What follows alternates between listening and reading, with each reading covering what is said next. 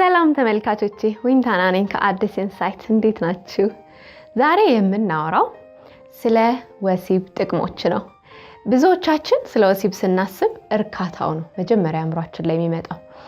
ግን ደግሞ ከእርካታ ባሻገር ወሲብ በጣም በርካታ የጤና ጥቅሞች አሉት። ተፈጥሮ ራሱ ለኛ የሚጠቅመንን ብቻ ወይም መልካም የሆኑ ነገሮችን ብቻ ነው ያዘጋጀልን አይደል? ስለዚህ ዛሬ ከኔ ጋራ ወሲብ ከእርካታ ባሻገር ለጤና የሚሰጠንን 7 ጥቅሞች እናያለን። አብራችሁን ቆዩ። አንደኛው ወሲብ ለጤናችን የሚሰጠን ጥቅም ሰውነታችን በሽታ መከላከል እንዲችል አንቲቦዲስ የተባሉ ንጥረ ነገሮችን ያመርታል። ልክ በእርካታ ሰዓት ሰውነታችን ባክቴሪያን፣ ጀርምንና ቫይረስን መከላከል የሚችልበት አንቲቦዲስ ይመረታሉ። ብዙዎቻችን አናውቅም አይደል? በጥናት ላይ ለጉንፋን ለተለያዩ ዝም ብሎ ቶሎ የሚይዙን ህመሞች የማይጋለጡ ሰዎች በሳምንት ቢያንስ 3 ጊዜ 2 ጊዜ ወሲብ የሚያደርጉ ሰዎች አይጋለጡም። ጠንካራና ጤናማ ናቸው። ምክንያቱም ሰውነታቸው በሽታን የሚከላከልበት አቅም እየጨመረ ስለሚሄድ በወሲብ ምክንያት ጤናማ ሆነው ተገኝተዋል። አንደኛው ጥቅም ይሄ ነው። ብዙዎቻችን አናውቀውም ነበረ። ሁለተኛው ወሲብ ለጤናችን የሚሰጠን ጥቅም በተለይ ለሴቶች በወሲብ ጊዜ የሚፈጠርን ህመም እንዲቀንስ ያደርጋል። አብዛኛው ሴቶች አሁን ወሲብ ላይ ማህፀናቸው ደረቅ ስለሚል ህመም ይሰማቸዋልና ያንን ህመም ፌስ ላለማድረግ ይሸሻሉ፣ ከወሲብ ይርቃሉ። ያ ትክክል አይደለም። ተፈጥሮ በራሱ ሲስተሙን ያዘጋጀው ምንድነው? በወሲብ ጊዜ የሚመጣ ህመም በራሱ በወሲብ ነው ጤንነቱን ሊያገኝ የሚገባው። ምክንያቱም ልክ በቀስታ እንዳያማቸው በቀስታ ወሲብ በሚያደርጉበት ሰዓት ማህፀናቸው ውስጥ ፈሳሽ ይመረታል። ያ ፈሳሽ እንዲለሰልስና ቲሹዎቹ ወይም እዛ አካባቢ ያለው የሰውነታቸው አካል እንዲለጠጥ እንደ ልብ እንዲታዘዝ ያደርገዋል። ስለዚህ ህመሙ ይጠፋል ማለት ነው። ከወሲብ የምትሸሹ ሴቶች መድኃኒቱ ራሱ ስለሆነ አንደርስታንድ በመደራረግ በመነጋገር ይህንን ብታደርጉ የእርካታው ተካፋይ ትሆናላችሁ። ሶስተኛው ወሲብ ለሰውነታችን የሚሰጠው ጥቅም ለልብ ህመምና ለደም ግፊት በጣም ትልቅ መፍትሄ ነው። የልብ ሐኪሞች ብዙ የጻፉትን ነገር ማየት ይችላልውኝና እንዴት አድርጌ ጤናማ ልብ እንዲኖረኝ ማድረግ እችላለሁ ሲሏቸው ወሲብ ማዘውተር አለብህ ብለው ይመክራሉ። ብዙ ሰዎች አሁን ልብ ድካም ይዛቸዋል። አይ እንትናማ ህመም አለበት ወሲብ ጋራ መድረስ የለበትም እንደውም ከዛ ራቂ ይላሉ በተለምዶ። ግን ትክክል አይደለም። 50% ከልብ ህመም ነፃ የሚሆኑ ሰዎች ወሲብ የሚያዘውትሩ ቢያንስ በሳምንት 2 ጊዜ ጤናማ ወሲብ የሚያደርጉ ሰዎች ከልብ ህመም የመያዝ አቅማቸው 50% ይቀንሳል። ስለዚህ ይሄንን በተለይ ባለ ትዳር የሆኑ ሰዎች ብዙ ጊዜ ልብ ህመም ያለባቸው ወይም የደም ግፊት ያለባቸው ሰዎች ሐኪሞቻቸው እኛ ሀገር ብዙም ስላልተለመደ ላያማክሯቸው ይችላሉ። ግን ብዙ ጽሁፎች አሉ ይሄንን ደም ግፊትን የመቀነስና የልብ ህመምን የማስተካከል ችሎታ ስላለው ታዘውትሩት መልካም ነው። አራተኛው ወሲብ ለሰውነታችን የሚሰጠን ጥቅም እንቅልፍ ማጣትን ያስተካክላል። ልክ በወሲብ እርካታ ላይ ስንደርስ ሰውነታችን በተፈጥሮ ፕሮላክቲን የሚባል ሆርሞን ያመርታል። ይሄ የተፈጥሮ ሂደቱ ነው። ያ ፕሮላክቲን ስራው ምንድነው? ሰላማዊ እንቅልፍ እንድንተኛ አእምሯችን ዘና ብሎ ለእንቅልፍ የተመቻቸ እንዲሆን ያደርገዋል። ብዙ ሰዎችም ይሄንን ሳማክራቸው ወይ ከወሲብ በኋላ የምተኛው እንቅልፍ እኔ ራሴ አላስታውሰውም ለጥ ነው ማለት ይላሉ። ምክንያቱም የተፈጥሮ ሂደት ስለሆነ ነው። ደስ አይልም? የተፈጥሮ ሲስተም በራሱ ለኛ የሚመቸንንና ጥሩ መልካም የሆነ ነገር ነው በሰውነታችን ውስጥ ያመቻቸው። ጤናማ ነገሮችን በጤናማ መንገድ ባደረግን ቁጥር ደስተኛ ህይወት መኖር እንችላለን ማለት ነው። ስለዚህ እንቅልፍ የምታጡ ባለትዳሮች ወይም የፍቅር አጋር ያላችሁ ሰዎች ወሲብን እንደ መፍትሄ ተጠቀሙበት። አምስተኛው ወሲብ ለጤንነት የሚሰጠው ጥቅም ሰላማዊ እንድንሆን ወይም ሰላም እንዲሰማን ያደርጋል።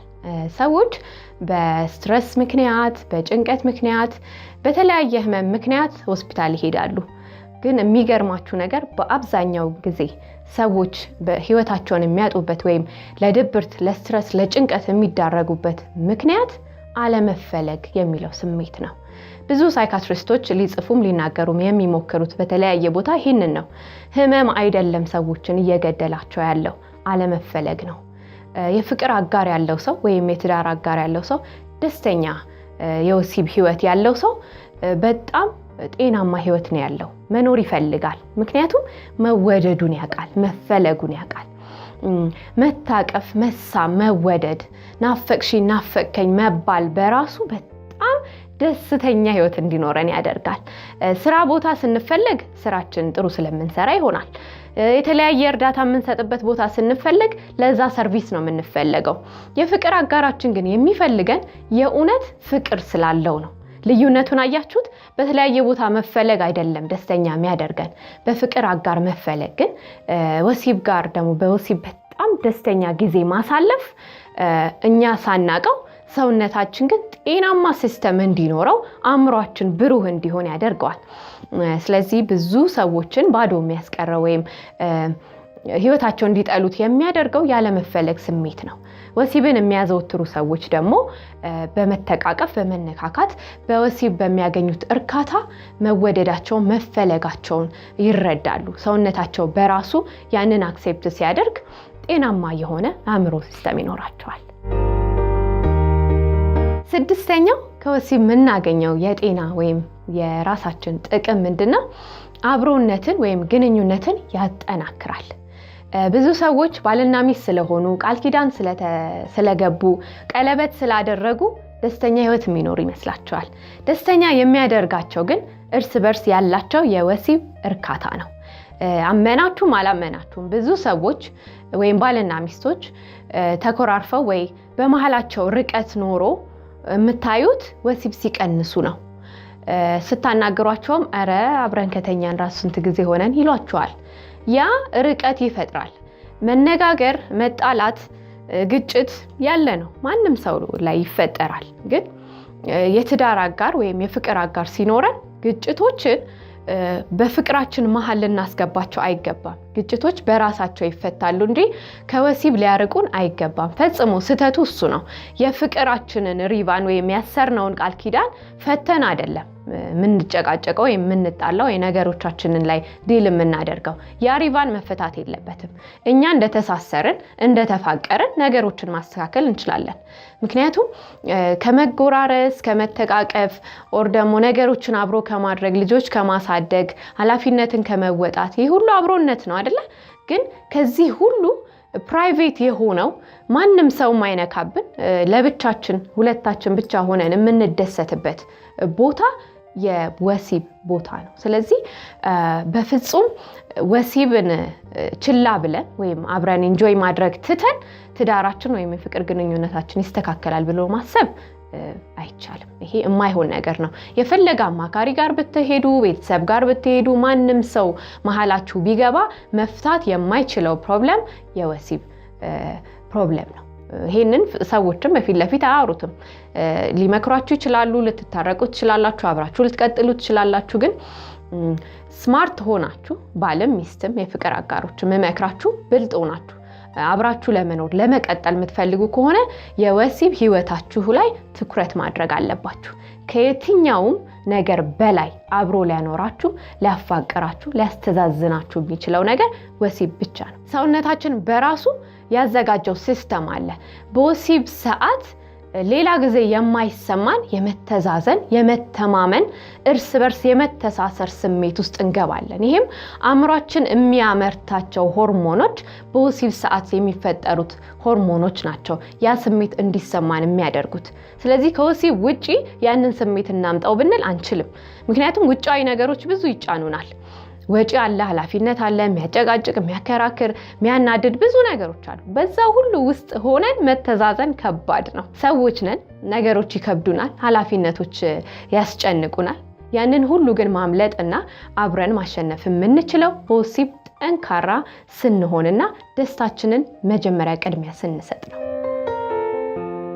ሰባተኛው ወሲብ ለጤንነት የሚሰጠን ጥቅም ቶሎ እንዳናረጅና አእምሮአችን ብሩህ እንዲሆን ያደርጋል የሚገርማችሁ ነገር ቶሎ እንዳናረጅ ያደርጋል ስንል ብዙ ሰዎች ቀልድ ያደርጉታል ግን ደግሞ በቀልድም ሰዎች ሲሉት ሰማላችሁ እንዴ ልጅ ሆነ እኮ እሱ ልጅ ሆነች እኮ ደስተኛ ህይወት ሲጀምሩ ወይም ትዳር ሲጀምሩ ልጅ ሆኑ ይባላል ለምንድን ነው ልጅ ሆነው የታዩት በወሲብ ሰዓት ሰውነታችን በጣም ጤናማ የሚያደርጉ ሆርሞኖች አሉ ብያቸዋለሁ። እነዛ ሆርሞኖች ስራቸው ብዙ ነው።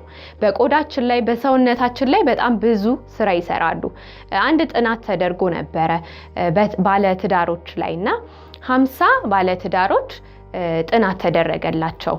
50ዎቹም የ50 ዓመት እድሜ ያላቸው ናቸው እና ግን ወሲብ ቢያንስ በሳምንት 4 ጊዜ የሚያደርጉ ሰዎች እድሜያቸው የተገመተው 40 ወይም 39 ተብሎ ነው። በብዙ ሰዎች በብዙ ባለሙያዎች ጥናት ሲደረግ 39 ዓመታቸው ነው፣ ቢበዛ 40 ዓመታቸው ነው ተብለው ነው የተገመቱት። በሳምንት አንድ ቀን በአብዛኛውም ወሲብ የማያደርጉ ሰዎች ደግሞ 52 53 ተብለው ተገምተዋል፣ ከእድሜያቸው በላይ ማለት ነው። ስለዚህ ሰውነታችን እርካታ ባገኘ ቁጥር ደስተኛ ህይወት በኖረን ቁጥር ያንግ እየሆንን ወይም ልጅ እየሆንን ነው የምንቀጥለው። የእርጅና ጊዜያችን አይፈጥንም፣ ምክንያቱም ቆዳችንና ሰውነታችን ልክ ስፖርት እንደሚሰራ ሰው ጤናማ ነው። ከስፖርትም በላይ ወሲብ የውስጥ እርካታ ስላለው ሰውነታችንን ጤናማ አድርጎ ቆንጆ አድርጎ የሚያቆየን ኃይል አለው። ስለዚህ ለሁላችሁም ደስተኛ የሆነ ባለትዳር ከሆናችሁ ወይም የፍቅር አጋር ካላችሁ በጣም ጤናማ የሆነ የወሲብ ህይወት እንድትለማመዱ ጋብዛለሁኝ። ከኔ ጋር ስለሆናችሁ በጣም ደስ ብሎኛል። ኮሜንት አድርጉ፣ ሰብስክራይብ እንዳትረሱ። የዛሬን ጨረስኩ። ቻው ቻው።